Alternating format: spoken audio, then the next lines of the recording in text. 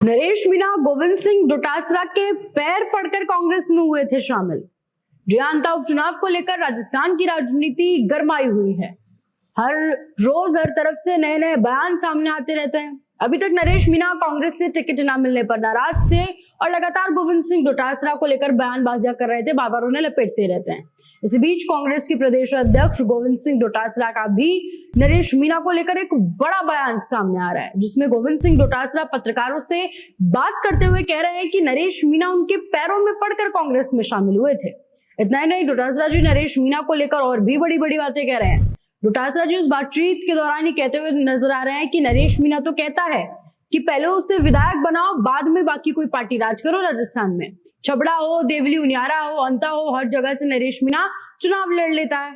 नरेश मीणा दूसरों पर तो आरोप लगाता रहता है कि तुम अपने आप को क्या मानते हो, क्या समझते हो अपने आप को। तो नरेश मीणा से कोई पूछे कि वो अपने आप को क्या मानता है, आपके बराबर कोई दूसरा है ही नहीं क्या इस राज्य में जो चुनाव लड़ सके। आपने एक जगह से लड़ लिया, हार गए तो बैठ जाओ, दूसरी जगह से किसी दूसरे भाई को मौका दो, तीसरी जगह से किसी दूसरे भाई को मौका दो, उसे समर्थन दो, तो आपकी बात में दम होगा।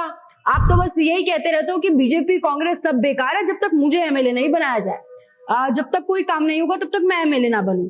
ये तो उनकी खैर अपनी सोच है, ऐसा डोटासरा जी कह रहे हैं। आगे गोविंद सिंह डोटासरा कहते हैं कि नरेश मीणा कुछ भी बोल सकता है, मैं उसकी भाषा शैली पर नहीं जाना चाहता। वो मेरे पैर में पड़कर कांग्रेस में शामिल हुआ था। जब उसे देवली उनियारा से टिकट नहीं मिला तब भी वो मेरे पास आया, उसने मेरे ढोग पड़ा, यानी कि मेरे पैरों में पड़ा और मेरे पैरों में पड़कर कहा कि भाई साहब आप तो सही कह रहे हो, मैं चुनाव नहीं लड़ूंगा।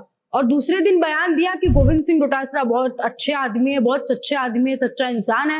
उसके 4 दिन बाद ही चुनाव का नामांकन भर दिया, चुनाव लड़ लिए, हार भी गए, जेल भी जाए और अब दोबारा चुनाव लड़ रहे हैं।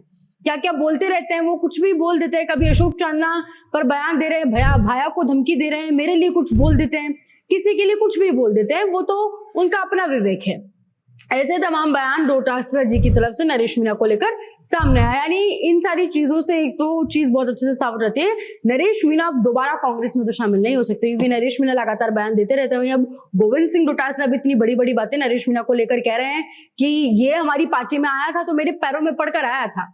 अब इस बात में कितनी सच्चाई है वो नरेश मीणा ही बता सकते हैं, लेकिन आप क्या सोचते हैं हमें कमेंट सेक्शन में जरूर बताएं और ऐसे जुड़े राजस्थान के साथ।